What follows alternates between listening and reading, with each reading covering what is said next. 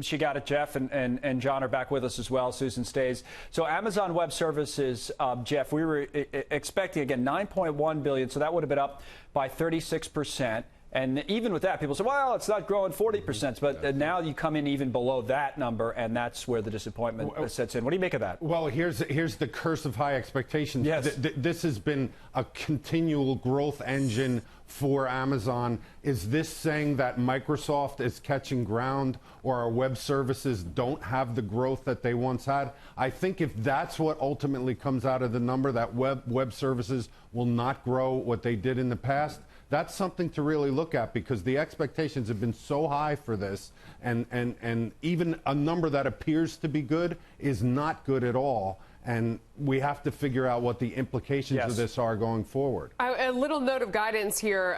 Fourth quarter net sales guidance anticipates an unfavorable impact of approximately 80 basis points from Forex exchange rates, little something in there. And third quarter sales up 24%. That's just the percentage on the number we already knew. Go ahead. Yeah, I should say, John Layfield, from what I understand, Susan will add more to this in a moment. We're still trying, and I think she said this already, we're trying to figure out, just so everyone knows, the revenue number, which I mentioned was $70 billion, and how that compares to estimates. But I still think, John, if you look at the web services number, which is the cloud number, I'll get to this in a moment. I'll go back to Susan now with some more detail on that. What did you want to add, Susan? Yeah, the guidance was much lower than anticipated as well. So the street was looking for a range here, or something closer to around $87 billion for sales in the next quarter, which is very important, by the way, since it is a holiday period, right? It looks like Amazon is now guiding for something less than anticipated, around 80 to 85 billion, which is not good for the premier 3 months of sales for the month, which includes Christmas, of course, and Black Friday and everything else. So I'd read into that, John. Maybe you could add to that. Is that you know, as Susan said, this should be a good time of year for a company like Amazon. But if you're spending like crazy, it's difficult to make it one, whether it's on one-day shipping or whatever the case may be. What do you think? Yeah, look, Amazon got a pass for years with Jeff Bezos. Most companies wouldn't have got that pass. So they were losing money because they were spending so much growing this global behemoth that we have right now. And I think they're doing the same thing now. I'm a shareholder in Amazon. I have absolutely no problem with the expense side of it because I understand what they're building toward. The AWS side of it, to me, is you see competition. You really don't see competition on the online e-commerce except from Walmart. You have better competition for the cloud right now. And I think that's what we're seeing with Amazon, because they had this by themselves for so long. They now are facing some headwinds. Right. You know, but it's still, you would think on the revenue side, Susan, that they would, you know, that would be, or Jeff, that would be, you know, something that you could make up. In other words, you could still have the strong revenue even if the costs were hurting you. That would just cut into your profit. Exactly. You know, yeah, and keep in mind, Amazon is a proxy for the consumer, and the consumer has had tremendous a tremendous impact on the market moving up. The consumer has done fairly well, but we're beginning to see a pushback. So this might be showing that the consumer is not as healthy as people anticipated. I don't know. We have to look into it more deeply, but that could be a reality. And are the tariffs affecting them? Guidance was crucial, and this guidance, and sitting here and hearing it when everybody else is, this guidance is shockingly cautious from my perspective. Stock now down 7%. So. Yeah. John, I mean, that would be my question, too, wouldn't it? I mean, when you're looking at with the guidance being lower on revenue, I mean, that's either about competition or it's about the economy. I guess that would probably be your first question on the call, right? Or to try and dig deeper into the details? I hope that's the first question on the call. That's certainly the first question I have. I think Jeff is right. I think this is very worrisome if this is on the consumer and a lack of spending. We've already seen a manufacturing recession start in the United States. We are seeing a slowdown, but the economy is driven over 70% GDP by the consumer, and so far the consumer has been very strong.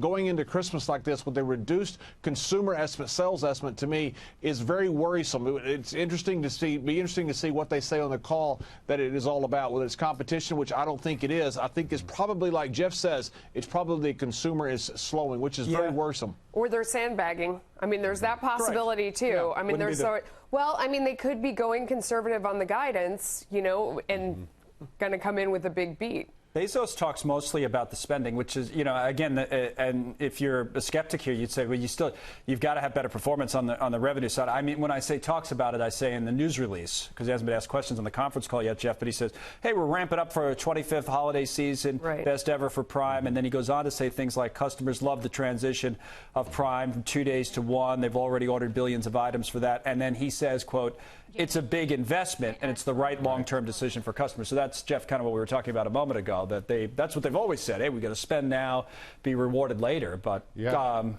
the health of the consumer, one-day delivery is more important for the impulsive consumer that wants it right then and there. So if the consumer isn't healthy, what's going to happen? We're going to go back to Susan Lee, but I would add, you don't get that one-day service for nothing. I mean, in addition to being a Prime customer, you also have to spend a higher minimum amount. I don't know that from personal experience. I'm just saying. Susan Lee, will you have more details for us? Yeah, we do like to spend on Amazon, don't we? But I was just looking at the different business segments as well in terms of the actual sales for the quarter. And there were some disappointments as well. If you look at the physical stores, which came in a little bit lighter than anticipated, $4.1 billion in sales. The market is looking for something around 4.3 or so. Subscription services also less than anticipated as well. And we've been talking a lot about advertising. This is the new space for Amazon to grow in, which they could challenge Facebook and Google in the future since they control around 75% of the online advertising industry. This is better than expected for Amazon. So there are some growth areas still. And let's not forget that Amazon Web Services is still putting in some pretty strong growth figures, just not as much as the 40% that we've grown so accustomed to. Now, costs are growing, I'll tell you that, because they were getting to one-day Prime. That was going to cost them. They already illustrated to the market is going to cost them around $800 million in that quarterly spend to get to 24-hour shipping instead of the 2-day Primes. You want to jump in, Susan, on a discussion? I don't know if you heard it. You were looking up some numbers we were having a moment ago. And, it's speculative a bit, but what this says, about the economy or about the American consumer, or is it just an Amazon story? Well, last quarter, we know that the record run of profits came to an end. And again, they were just being cautious, as always, because they usually do come out ahead, right? Especially for the holiday period. Same thing that happened last year as well. So I would say that Bezos, and I heard from Jeff Wilke, by the way, head of consumer at Amazon, at the WSJ, the Wall Street Journal, the Tech Live event just a few days ago, and he's still sounding bullish. They're spending, and he says the consumer to him is still strong. All right. So that's, again, that'll be a conference call type of an issue. John, before you heard, does this change your mind on how you see, in terms of your outlook for the consumer, largely speaking, because that's been the narrative here has been that it's been hanging in, as you know. We've talked about it over and over again. For all the issues we have in manufacturing and other things, the American consumer is hanging in. I wonder if you're starting to change your mind on that or get more cautious yourself. I am slightly, yes. This to me is a worrisome number. I'd be glad to see the explanation from it. You saw in the earnings releases, the earnings for J.P. Morgan when they first came out. If it's happened like what happened in December when you had the market selling off, J.P. Morgan comes out, says the consumer is strong, the consumer is good. The market goes on about a 15% run. With the same thing this year, this earnings season, with J.P. Morgan going first. But now you're seeing this come in after this, and you're starting to see some worrisome signs of the consumer. Don't know if it's an Amazon story. I don't think it is. I think Amazon is still one of the best companies in the world, but it is worrisome to see the consumer slowing here. If I could throw this in, I'm not sure if Susan hit this number. Fourth quarter operating income, $1.2 billion to $2.9 billion, which is significant. That's guidance, and it's significantly below the estimate. And that speaks to the spending on the operating income, at least, maybe, in terms of getting your expenses. Jeff Sika, final thought, then we'll move on.